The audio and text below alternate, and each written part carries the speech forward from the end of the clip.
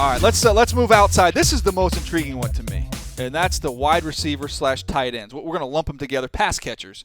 When you look at the top 5 order here, Bucky, and man, this one's difficult because we talk about the great defenses, and the stat that blew me away: 11 of the top 12 defenses and points allowed made the postseason. So that's something these playoff teams have in common.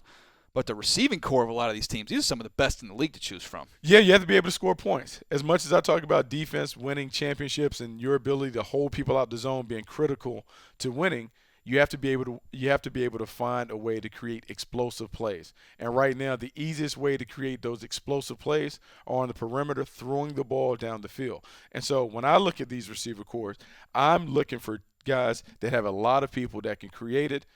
I can't wait to see if we have differences in who goes first. Can I lead us off here? Yeah, you can. I'm going to lead us off. All right, this one to me, again, these are all tough calls, even putting these in order. But the Steelers to me, just because Antonio Brown, what he can do, Martavis Bryant, look at Heath Miller looking a little bit young, too, down there in the red zone. You got Marcus Wheaton. You've got all kinds of weapons to throw out there in the pass game. But to me, the best receiver in the NFL, Antonio Brown, that puts them at number 1. The Bengals, A.J. Green, we've seen his toe-tapping magic over the last few weeks. He's back in a good groove. You got Mohamed Sanu. You've got Eifert, who gets included in this as a tight end, who's double-digit touchdowns.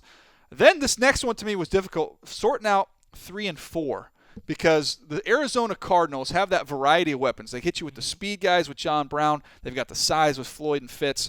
They've got a variety of weapons. But the Redskins, the way Jordan Reed is dialed in, with his quarterback and Kirk Cousins, he is a true mismatch player. That was a tough call. Ended up with the Cardinals just over him. Obviously, you get Deshaun Jackson as well, Pierre Garçon, and you've got a hot quarterback with him.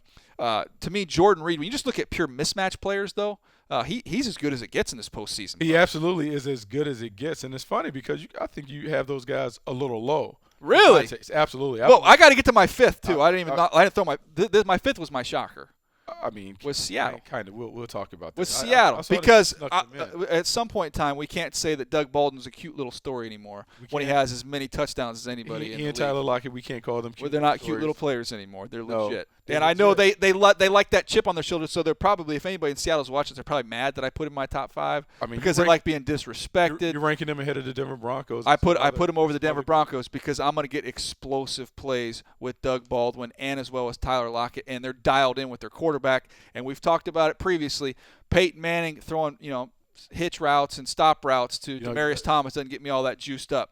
I do get excited about broken plays with these guys as well as Russell Wilson winning in the pocket, and I want to finally be the first person to extend some respect to the Seattle Seahawks receiving core. I'll put Doug Baldwin's numbers up against anybody they have in Denver this year. He is on fire. He has grown into a very, very nice number 1 receiver for the Seattle Seahawks.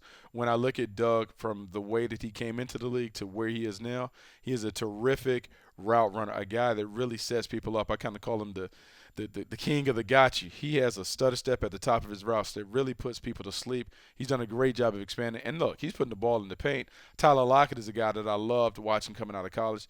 They do have some nice pieces. Not quite enough to get in my top 5, but I acknowledge that they're playing really, really well on the perimeter. I like their pass catchers, just not quite enough to get in my top 5. All right, who you got then, Buck? Well, I got Pittsburgh number 1. I think Pittsburgh and what they do, I think they pose so many problems. The fact that the Cleveland Browns double-teamed Antonio Brown on nearly every play. And they tried under over him, and he didn't work. He still lit them out with little resistance. I believe they absolutely deserve to be number 1 because he sets the table. But Martavis Bryant and Marcus Wheaton are also capable of going off and having 100-yard days.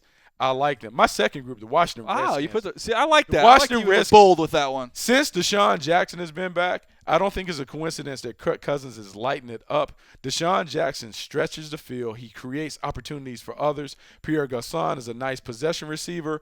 Jordan Reed, you talk about him being the ultimate matchup nightmare, but I believe the young guy, Jamison Crowder, has come in. If not for Tyler Lockett kind of emerging on the scene, I think we really will be talking about Jamison Crowder and what he has done. I liked him at Duke. I likened him to a young Antonio Brown.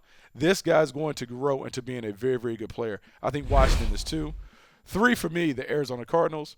You talked about their versatility, the big guys on the outside and inside, Fitzgerald, Michael Floyd. Then you have the speed, J.J. Nelson, John Brown. A lot of problems. 4 for me, the Cincinnati Bengals. Yeah, we touched on them. A.J. Green, Marvin Jones, Eifert. They're good. Number 5. Gronk. You want Gronk. You want to get Gronk in the mix and a bunch of guys that are hobbled. A one-man show. So what is this a one-man band? Yeah. He might be the best. He might be the best of all the players that we mentioned in terms of impossible to guard. Big, physical. You know the ball is going to him, but he continues to get it done. Gronkowski is the guy that sets the table. And look, I know they fell apart against the Miami Dolphins, and they didn't really throw the ball much.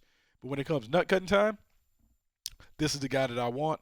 I'm going to let him go. And if I get Edelman back, that's all I need. A nice little 1-2 punch. I like that. Like a double-dip chocolate ice cream. No. Look, I'm a big Gronk fan. I have no problem with that. They haven't done much down the stretch here, and a lot of that has to do with their offensive line, which has been a major issue for them. But look, I said it. I know I'll get some heat for putting the Seattle Seahawks over some of these teams, but I'm going to give the Seahawks some respect.